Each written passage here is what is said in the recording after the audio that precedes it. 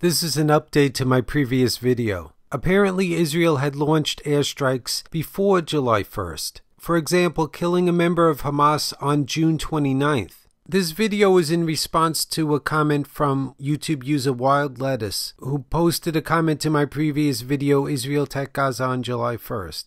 Wrong. The airstrikes on 1st of July were in response to rockets fired from Gaza onto Israel a day earlier. But my point was about when Hamas started. This is about why Hamas had fired rockets. According to military assessments, Hamas had not been behind recent rocket attacks, but rather smaller terrorist groups in the Strip. And that's a quote from the Jerusalem Post. Now the point is, Israel attacks Hamas for something it didn't do.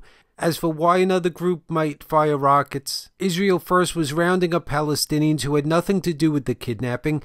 Israel was perpetrating collective punishment. Israel is violating the rights of Palestinians by continually building on their land, confiscating more of their land, building encampments, and brutalizing them and killing them. Meanwhile, Israel's armed forces rampaged through the occupied West Bank and bombarded the Gaza Strip in a campaign of collective punishment, deceptively marketed to the Israelis and the world as a rescue mission. That's a quote from Max Blumenthal, where he's explaining that Netanyahu and others plotted to suppress the fact that those teens were already dead. They knew that the teens had been killed, and they acted like it was a rescue mission and worked up the Israeli public into a frenzy where they wanted revenge, where they got their hopes up, acting like these kids would be returned back, doing a big media blitz, acting like this was some kind of campaign to get them back, when they knew they were already dead. I did look into the timeline, and even the July 1st date isn't the start of Israel's air attack.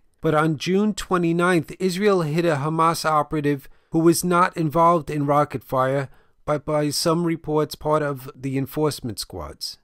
Hamas publicly protested the assassination of its guy and responded the next morning with a barrage of its own rockets. These were, by every account, the first rockets Hamas had fired since the 2012 ceasefire.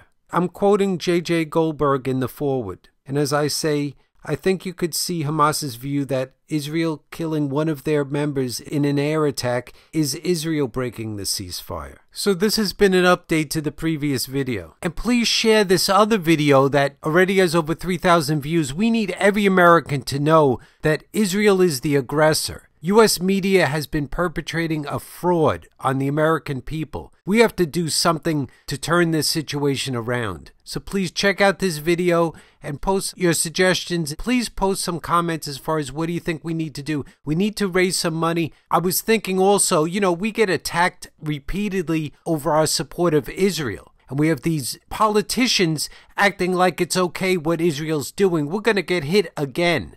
I mean, it's horrible enough what's being done to the Palestinians. We also have to think about, do we want to be hit again over this nasty, racist country that's the aggressor? They have no right to be brutalizing Palestinians, and the U.S. media is acting like this is okay.